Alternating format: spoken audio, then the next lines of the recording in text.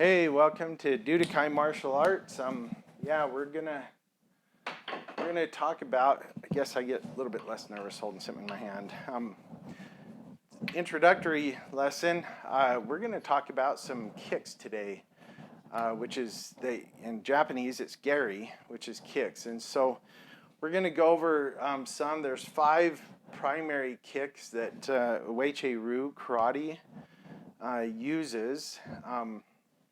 And then there's some others that I'll teach you that are important in other styles of karate. It's good for you to know. And so let's start going over some kicks right now. The shomengari, which is the front kick. So the shomengari is when you bring your leg up. You let's say you're in a sanchin stance. Put this foot facing forward. Bring this leg up, so that your thigh is parallel with the ground, and then bring your toe forward, kick, fast snap out, and then come back down and resettle in your sanchin stance. Now, that's kind of a combination of 2 kicks. Coming up here and making your big toe going forward is also called the sakusengari. And that's pretty unique to Uechi-Ryu karate. Not solely unique, but a lot of people do the front kick and with the ball of their foot. And the ball is right here. We point the front toe like this in Uechi-Ryu. So when you do the katas, when you do the video evaluations and show me your kata, I want you to point your big toe forward in this sakusengari, which is the front kick. But other styles, and maybe it's more practical to use the ball of your foot sometimes. And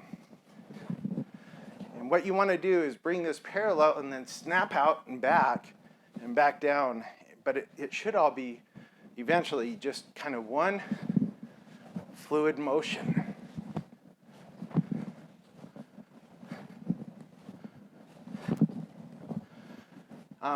But really it's divided up into moving your foot forward, parallel, snap, back, down, resettle. Okay, so that's the front kick. Also with the big toe kick in Uechi-Ryu. And then I taught you the ball of your foot as well, sukute-gari. And then the mei-gari is when the lead leg does the front kick. And so if you're in this stance here, what you do is shift a little bit like this. That's when your lead leg comes up. Oftentimes we strike from whatever foot is back. We'll use that hand to strike. We'll use this leg to strike. But there are times that we strike with this hand, the lead hand. There are times, for obvious reasons, reach. Same with our lead foot. And so the mei-gari is when the lead leg performs the front kick.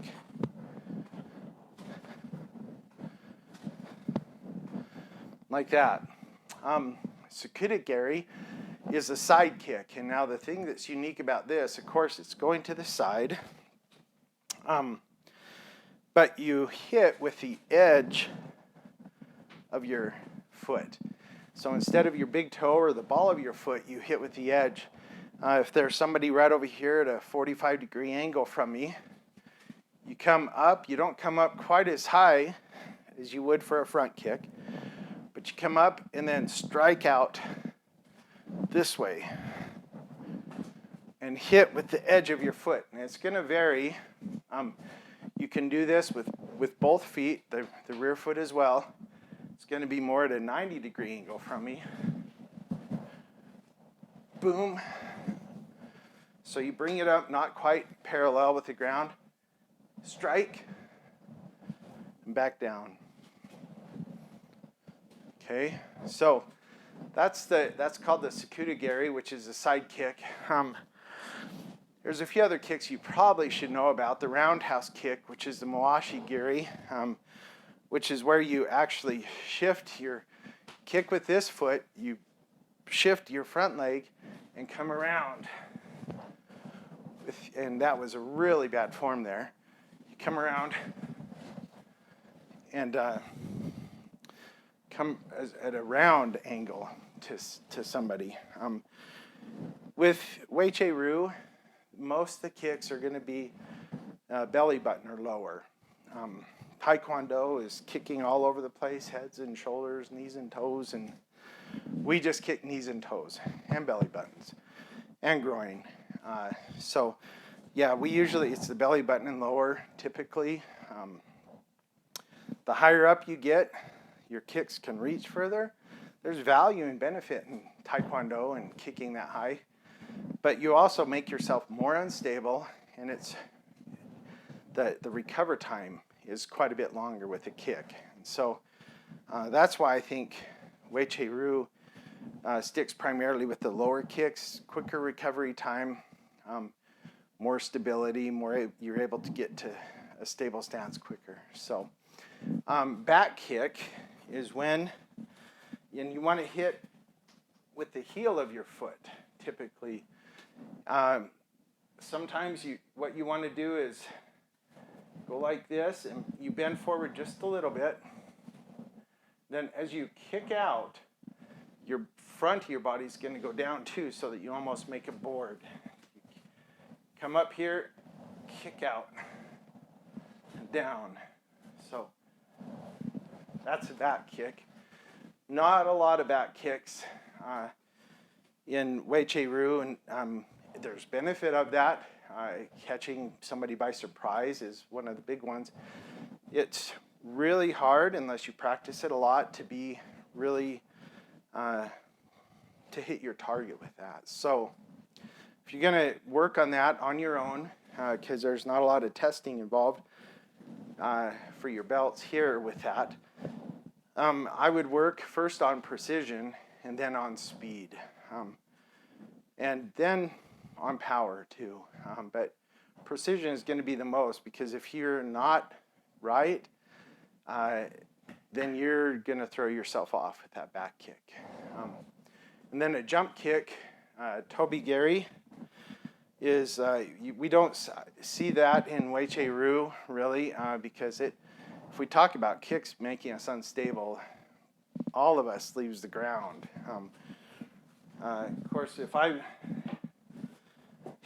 got 3 points. 1, 2, 3. Pretty stable.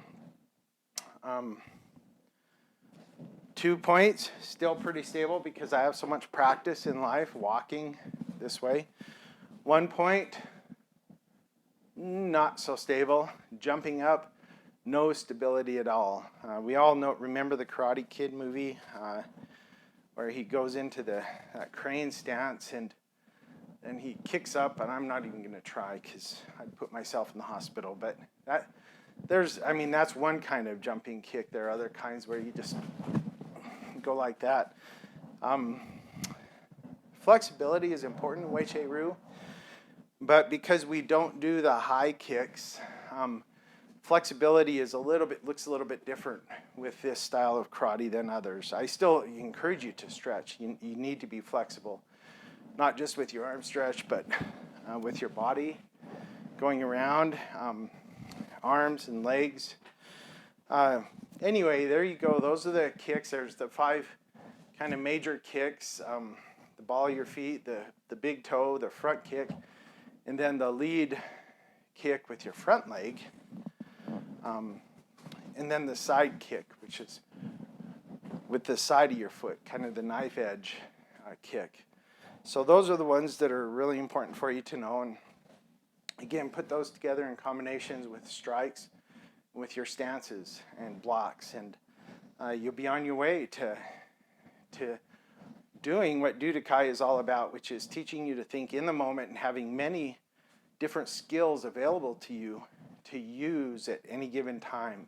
And that's my point is, if this martial art, if it's not going to be practically helpful to you, I think that I failed, because I want this to be a fun thing for you, but I want it to be practical so that when you do this, you can protect yourself and other people. I want to give you a library of tools and information for you to call upon and be able to use those. So yeah, we'll teach you some of the basic combinations in Hojo Undos, but then I encourage you and want you to create your own and practice your own as well. So keep going forward and do your best and have fun in this.